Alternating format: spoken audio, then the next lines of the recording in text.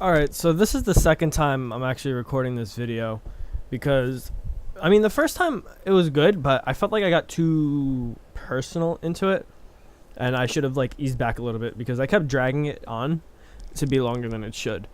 So this is a very, very like serious video. You know, this is the side of me that probably will never be seen that much, just because it's the side that you barely see of people unless you work in this field, obviously.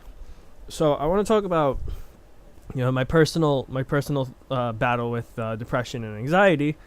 It's been going on since about ninth grade. We all have our days, but it's been a while for me, and I had one of those days the other day, and I felt like I should talk about it. I thought about this for a while before recording it, and it wasn't part of my writer's block about like talking about it. It's just I didn't want to really get so personal onto this type of topic because it affects millions of people, and it's a very stressful thing in some people's lives, and people shouldn't really have to be dealing with it, but we do, and I feel like I should talk about my experience with it and how I've overcome it for the most part, and upfalls, upsides, downsides, and all that good stuff. So this is obviously talking about depression and anxiety. I want to go back a little bit into my ninth grade, where it really all started after leaving middle school. It was really upsetting to not see my friends for the most part. Like I went into ninth grade not knowing anybody, not really having any friends because they all went to different school. I didn't know some of them came to my school, but some went to other schools. I didn't know anybody that came to my school at the time. And so it was a little hard to make friends because I wasn't really social. We socialized on Facebook and PlayStation, and we hung out after school all the time. But going into ninth grade, I didn't really know anybody until I saw Zukas, which was pretty funny, actually, because I didn't know he came to the school with me. So, that was the upside.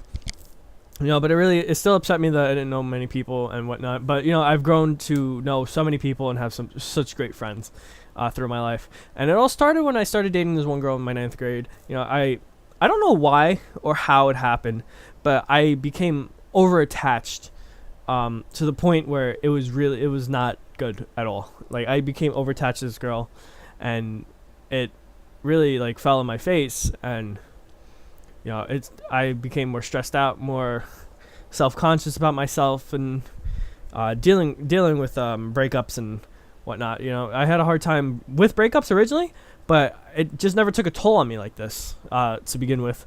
So I think the main downfall of all of this is the people I used to hang out with. Now, I'm not talking about Zukas. Zukas is a great kid. I talk to him and hang out with him all the time.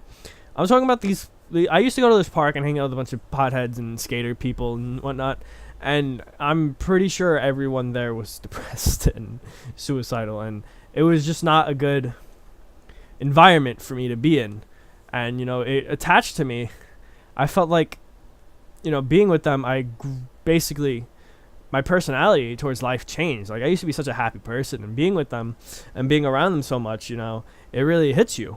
So moving forward, I had a year and almost a half long relationship that was very toxic, and it didn't end well for either of us. We were either fighting, but there was a lot of good times. Don't get me wrong, there was a lot of good times. There's always a lot of good times in relationships, but it was a lot of fighting, and there was a lot of depression, and a lot of bad things that happened in the relationship that I personally don't want to talk about.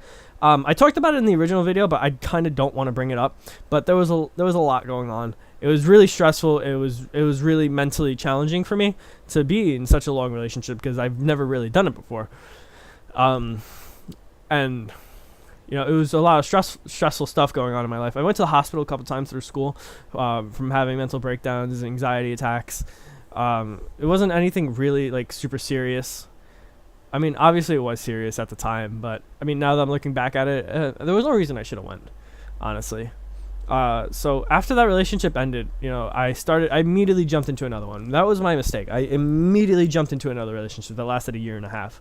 And that relationship, I have never been so attached to someone that, looking back on it, it was the worst decision of my life. I should have never dated her so quick. after that breakup. Jumping into that relationship, it was all fine. I was a jealous person. I was very jealous. I got over it for the most part. I was always like overthinking everything and thinking about how everything will probably come back to get me at one point, and I was just stressed out about it. We fought so much. It was probably the most toxic. It was definitely the most toxic relationship I've ever been in, and it was just full of things. It was just full of stress. My anxiety was through the roof. Her anxiety was through the roof. We constantly fought each other. We always went for each other's throats, basically every time anything came up. It was really, really bad. And speaking from a personal point, if you see that you're always fighting and nothing's ever going to change in the relationship, you got to leave it. It's hard though when your heart's in it and your head, like in your head that nothing's going to happen, but your heart is too well put into the relationship or anything, the attachment, that makes it hard to just cut it off without caring in the world. It's hard as humans to just drop everything like that. Some people can, some people have a hard time letting go. So that relationship was the most toxic relationship I've ever had. It ended during my senior year, and my stress was through the roof, but once it ended, I felt so much more calmer. All the toxicness was out. I didn't jump straight back into another relationship. I started talking to people, but it never became such a serious thing. I try to distance myself from the girls I would try to talk to, because I didn't want to get attached. I didn't want to start stressing out over everything. It was a lot to deal with, from my point. So I was talking to a couple of people, a couple things happened, but nothing ever got serious. And then she came back in my life, and it all went back downhill. Now the worst part is, she cared about me a lot. It wasn't the worst part. I was leaving for the army. So I went off to basic with my anxiety low. Like it was stressful. It was obviously stressful leaving, because you don't want everyone to leave your family or anyone behind. But you gotta do what you gotta do. So I left for it, and I was my stress levels rose through the roof. I could not bear to deal with it. I could probably bear to deal with it now. It might still be a little hard for me, but I could probably pull through with it now that I'm more mature and grown up, and I have better coping mechanisms than I originally did. So my stress levels went through the roof. I was diagnosed with anxiety and insomnia there through the doctors in the military, and so I was medically discharged, and I had to leave. When you're leaving basic, you go through this waiting process for your plane to be called. And so while I was there, we were able to get on our phones and do whatever we had to do. So I called her. I was like, hey, I'm coming home, blah, blah. I didn't tell anyone but her, really. And, I started talking to my friends again. They were all excited to see me. Zukas finished his basic. He's going on to AIT. Good for him. But, they started telling me, like, hey, your girl's doing this with other guys. And she basically cheated on me while I was out in the army, which is the shittiest thing someone can ever do. And, like, I was upset about it. I missed her. I dated a girl for while I was in the army, and I missed her. And so I wanted to see her, and I come back home to nothing, to no one. I obviously had my family there for me, thank God. And, that was it. I cut her from my life. Still, she's gone from my life. It's been 4 years now. And it's been wonderful. My stress levels and my anxiety has all been down. I'm telling this story because everyone relapses. No matter what happens, there's always a point of relapse. It might be for a quick second, it might be for a couple days, but it'll hit hard, and you're never prepared for it. I wasn't prepared for it, and it just hit me. But I was able to calm myself, and think logically still through it, and so I finished that entire the whole thing going on, because I couldn't deal with it. So moving on, she was out of my life, and I was the most calmest ever. I had a 2-year relationship. It was wonderful. And I'm talking about this. I'm talking about my experience because maybe other people go through the same thing. Other people obviously go through different things when they're depressed and have anxiety and all this other stuff that I probably can't relate to. But there's always people to talk to. There's always people who will be there for you, and there's always people who you can talk to even if you don't know them. Like you could go on Omegle and talk to someone, and it might be hard to open up, but I feel like it's easier to open up to someone you don't know and someone you're not face to face to. It's hard for me to be social and talking about these feelings, but I'm talking to a screen, so it's easy for me.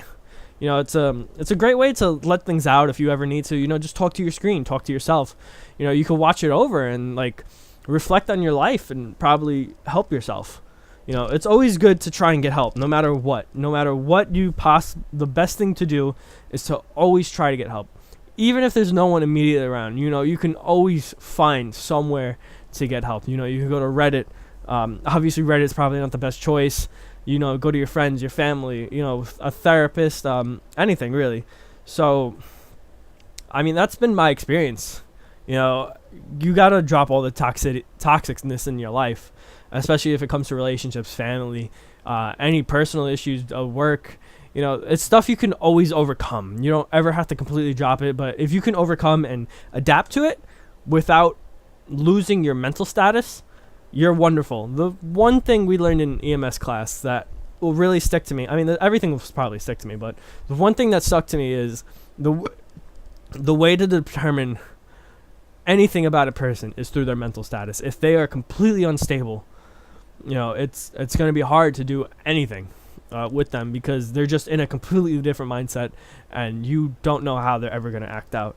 And I want to talk about this because it's hard for people, and it's a lot of stress onto people with this, who are dealing with this, of course. And there's drugs and whatnot that you could take to go along with this, but the ultimate thing is to always try to get help. Never say there's no one there for me. Never say there's nothing I could do about it, because everything about your life is in your control. You could do whatever you could put your mind to is what you can do. If you get pushed down, you got to get back up and fight even harder, because it's a really hard thing to deal with, but people deal with it and people will fight through with it. And there's always someone there to talk to if you are ever feeling so down about yourself. So thank you guys for watching this serious video. You could tell it was really serious because I wasn't cursing and doing all this nonsense, but I really appreciate it if you stuck through with the entire video. And if you're ever feeling that you need help, or you feel lost with your life, or anything down, you can always hit me up on Twitter, Instagram. I don't care. Talk to me. I love to talk to people. I love to help people. Obviously it's my job now not now, but obviously it's going to be my job in the future as an EMS, working in EMS, to help people. And I love the things I do in my life, and I love my life. And so thank you guys for watching, and stay tuned for more videos coming out soon. Stay tuned to live streams on twitch.tv/EpiclyMerked, mixer.com/the EpiclyMerked. I might change that actually. And more videos over on PS3 EpiclyMerked, and more videos over here. Thank you guys so much for sticking through with this, and see you guys on the next episode.